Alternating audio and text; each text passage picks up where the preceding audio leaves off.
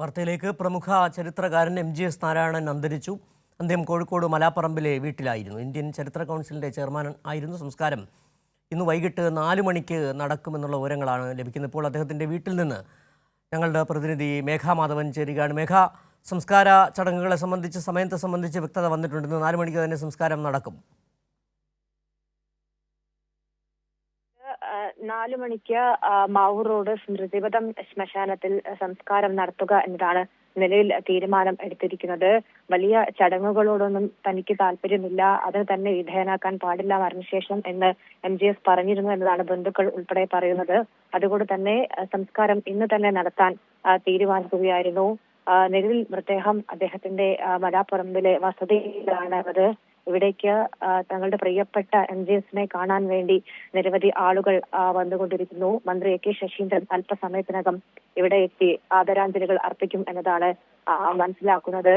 കോഴിക്കോടിന്റെ ഒരു ചരിത്ര പുരുഷൻ, അതായത് കോഴിക്കോടുമായി ബന്ധപ്പെട്ട്, കേരളവുമായി ബന്ധപ്പെട്ട് എന്ത് കാര്യങ്ങൾക്കും MGSനെ വിളിച്ച് ചോദിക്കാം എന്നതായിരുന്നു. ഇവിടെ ഈ ചരിത്രവുമായി ബന്ധപ്പെട്ട് ഏത് കാര്യങ്ങളെക്കുറിച്ചും, ചരിത്രമല്ല എന്ത് വിഷയങ്ങളെക്കുറിച്ചും സമഗ്ര MGSനുണ്ടായിരുന്നു. അതുകൊണ്ട് തന്നെ ഏത് കാര്യങ്ങളിലും വിഷയങ്ങളിൽ അറിവ് തേടണമെങ്കിൽ MGSനെ ബന്ധപ്പെടുക എന്നതായിരുന്നു കോഴിക്കോട്ടുകാരുടെ ശൈലി എന്ന് തന്നെ പറയേണ്ടി വരും.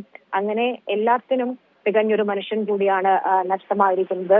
അതുതന്നെയാണ് മേഘ, ഒരുപക്ഷെ കോഴിക്കോടുമായിട്ടുള്ള അദ്ദേഹത്തിൻ്റെ ബന്ധം, കോഴിക്കോടിൻ്റെ ചരിത്രരചനയ്ക്ക് അദ്ദേഹം നടത്തിയ ശ്രമങ്ങൾ, മധ്യകാലഘട്ടവുമായി ബന്ധപ്പെട്ട് കോഴിക്കോടിൻ്റെ ബന്ധങ്ങളെക്കുറിച്ചൊക്കെ ചരിത്രരചന നടത്താൻ അദ്ദേഹം നടത്തിയ ശ്രമങ്ങൾ, കോഴിക്കോട് മേഘ പറഞ്ഞ പോലെ തന്നെ കോഴിക്കോട് തന്നെയായിരുന്നു, കോഴിക്കോട്ടുകാരൻ തന്നെയായിരുന്നു അദ്ദേഹം.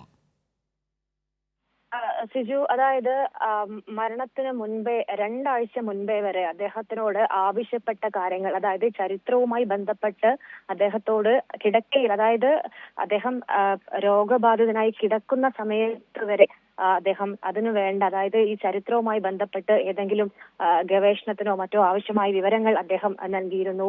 മറ്റ് ആളുകൾക്ക് വിവരങ്ങൾ ചോദിച്ചപ്പോഴൊക്കെ തന്നെ 2 ആഴ്ച മുൻപ് വരെ അദ്ദേഹം കൃത്യമായ വിവരങ്ങൾ അദ്ദേഹവുമായി ബന്ധപ്പെട്ട മേഖലയിൽ ഉൾപ്പെടെ നൽകിയിരുന്നു. അതായത് നേരത്തെ ഞാൻ സൂചിപ്പിച്ചതുപോലെ തന്നെ എന്തൊരു കാര്യങ്ങൾക്കും അത് സമഗ്രതയിലെത്താൻ MGSനോട് വിവരങ്ങൾ തേടിയാൽ മതി എന്നൊരു ബോധ്യം ഈ പഠിതാക്കൾക്ക് ഉൾപ്പെടെ ഉണ്ടായിരുന്നു. അതുകൊണ്ട് തന്നെയാണ് പല കാര്യങ്ങൾക്കും MGSന്റെ വാക്കുകളെ അവസാന വാക്കായി ആളുകൾ എടുത്തിരുന്നത് എന്ന് തന്നെ പറയേണ്ടി വരും. പൊന്നാനിയിലാണ് മേഘയാണ് വിവരങ്ങൾ നൽകിക്കൊണ്ടിരിക്കുന്നത്. അദ്ദേഹത്തിന്റെ MGS നാരായണന്റെ സംസ്കാരം ഇന്ന് വൈകിട്ട് 4 മണിക്ക് സ്മൃതി പഥത്തിൽ നടക്കുമെന്നുള്ള വിവരങ്ങളാണ് മേഘ മാധവൻ പങ്കുവച്ചത്.